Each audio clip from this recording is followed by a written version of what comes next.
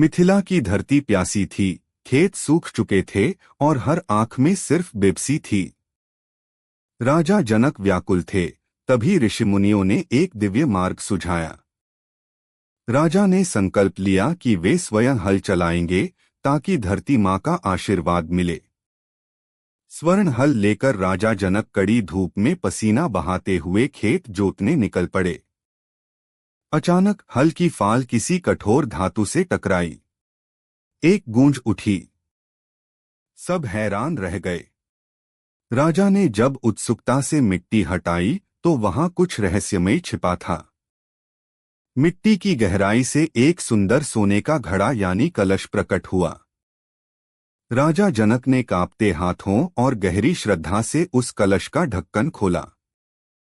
अंदर साक्षात लक्ष्मी का स्वरूप था, एक अत्यंत मनमोहक और मुस्कुराती हुई कन्या।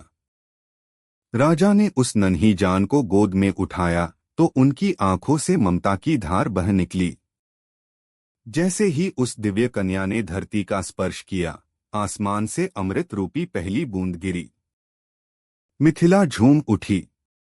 अकाल का अंत हुआ और चारों ओर हरियाली और खुशहाली छा गई। राजा जनक उसे लेकर महल पहुंचे, जहां रानी सुनैना ने उसे अपनी पुत्री के रूप में स्वीकार किया।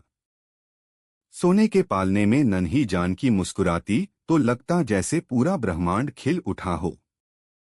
बालिका जानकी जहां कदम रखती, वहां मुरझाए फूल भी खिल उठते थे।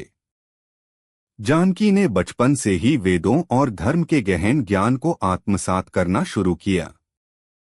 एक दिन खेल खेल में उन्होंने उस भारी शिव धनुष को एक हाथ से उठा लिया।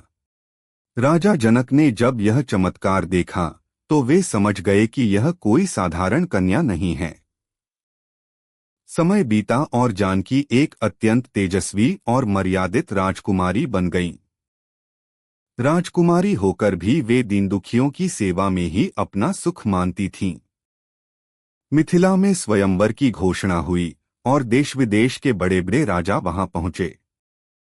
माता जानकी शांत थी। उन्हें आभास था कि उनका सौभाग्य उनकी प्रतीक्षा कर रहा है। तभी अयोध्या के राजकुमार मर्यादा पुरुषोत्तम श्री राम ने मिथिला में प्रवेश किया। जब दोनों की आंखें मिलीं तो मानो सदियों का इंतजार एक पल में सिमट गया। ऐसी हैं हमारी माता जानकी, धरती की बेटी, त्याग की मूरत और भारत का गौरव।